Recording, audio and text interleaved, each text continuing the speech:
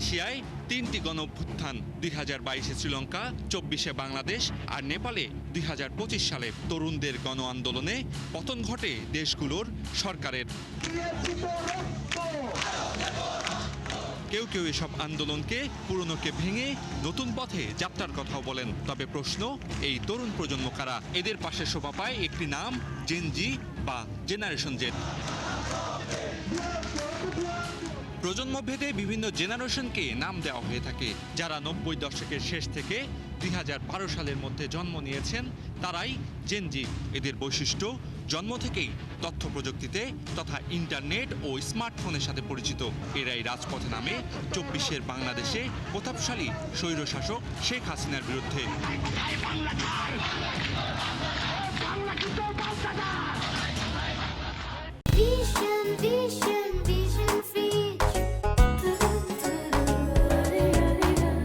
তানজিনা তামিম হাফসা 2023 সালে ভর্তি হন ঢাকা বিশ্ববিদ্যালয়ে। তখন চোখে মুখে ছিল নতুন স্বপ্ন আর বড় কিছু করার আকাঙ্ক্ষা। কিন্তু রাষ্ট্রের কাঠামোগত নিপীড়ন তাকে ঠেলে দেয় জুলাই গণঅভ্যুত্থানে।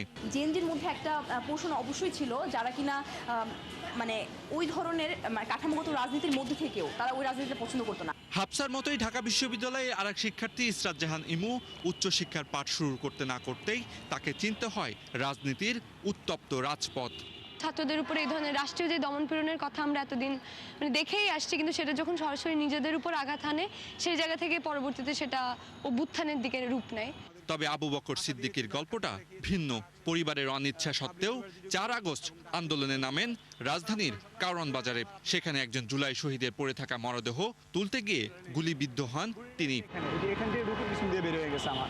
হ্যাঁ, এটা ডক্টর বলছে যে এটা চাইনিজ রাইফেলের বুলেট ছিল।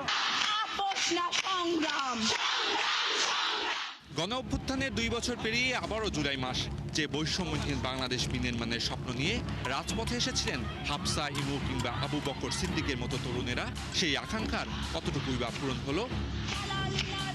আমাদের দেশের লিডারশিপই গ্রো করতে পারিনি। আমি বলবো যে প্রমিনেন্ট যে আগের যে রাজনীতি দলগুলো তাদের একটু অসহযোগিতার কারণে। তারা যদি একটু সহযোগিতা করতো তাহলে আমরা আমাদের দেশে হাল ধরতে পারতাম। অবশ্যই অভ্যুত্থানের যে নেতৃত্ব কথিত সমন্বয়করা ছিল তারা ক্যান্টনমেন্টে গিয়ে সরকার গঠন করেছে, বিদেশি বিভিন্ন শক্তির সাথে আতাত করে জনগণের যে স্টেক ছিল জুলাইয়ে, জনগণের অংশটাকে পুরোপুরিভাবে বাতিল করে দিয়ে, খারিজ করে দিয়ে তারা বিভিন্ন অন্যান্য শক্তির কাছে আসলে এই ক্ষমতাটাকে তুলে দিয়েছে। অন্তর্বর্তীকালীন সরকারের একটা গুরুত্বপূর্ণ অংশ যারা কোনোভাবেই বিপ্লবকে তারা ধারণ করে নাই, বরং তারা এখানে বিভিন্ন রিকোয়ারমেন্টের ভিত্তিতে এসে তারা নিজেদের আখের গোছাইছে এবং আমাদেরকে একটা দীর্ঘমেয়াদী ক্ষতির মুখে ফেলে দিয়ে গেছে। বাংলাদেশে যেই আলতাফ পারভেজ অনেকদিন ধরেই দেশে দেশে পরিবর্তনের লড়াই বিশ্লেষণ করছেন। তিনি বলছিলেন, কেন অন্যান্য দেশের মতো বাংলাদেশেও পরিবর্তনের লড়াই নামে জেনজিরা। বয়স কম সেই জন্য নয় যে এরা একটা তৃতীয় শক্তি হবে, যেই শক্তি ভিন্ন কিছু দিবে, যেই শক্তি আমাদের অপূরণীয় ক্ষুধাটা মিটাবে। রাজনীতিক যে ক্ষুধা বাংলাদেশে জমেছে 55 বছরে, সেইটা তারা পূরণ করবে, এটাই ভেবেছিল। তবে জেনজিদের নিয়ে সমালোচনা করছেন কেউ কেউ, বিশেষ করে ডানপন্থার দিকে ঝুঁকার বিষয়টি ধরা পড়েছে কারো কারো চোখে। ভবিষ্যতেও কি আবার গর্জে উঠবে তারা? কিন্তু যেভাবে আমরা দেখছি বাংলাদেশ এখনো সংস্কারহীন এবং রাজনৈতিক দলগুলো কিন্তু জুলাইয়ের শহীদদের যে প্রত্যাশা সেইটা পূরণে যথেষ্ট মনোযোগী নয়, ফলে মানুষের ভিতর যে হতাশা জমছে একটু একটু করে, এই হতাশাগুলো পঞ্জীভূত হয়ে কিন্তু একসময় কিন্তু আবার একটা ক্ষোভের বিস্ফোরণ ঘটাতে পারে। সেটা কিভাবে ঘটবো আমরা জানি না। আরব বসন্তের ঢেউয়ের আদলে এশিয়ার বেশ কয়েকটি দেশে বিক্ষোভে নামে জেনজিরা। তবে তারা সফল হয় শুধুমাত্র দক্ষিণ এশিয়াতেই। বুলেটের সামনে বুক পেতে দিয়ে দেশের জেনজিরা জুলাই স্বপ্ন দেখেছিল বৈষম্যহীন এক নতুন বাংলাদেশের। গণ অভ্যুত্থানের 2 বছর পর আবারও হিসাব কষতে হচ্ছে সে স্বপ্ন কতটুকু পূরণ হলো। লাখো তরুণের এই প্রশ্নের উত্তর কি দিতে পারবে রাষ্ট্র? শাহরিয়ার ইমতিয়াজ, 71, ঢাকা।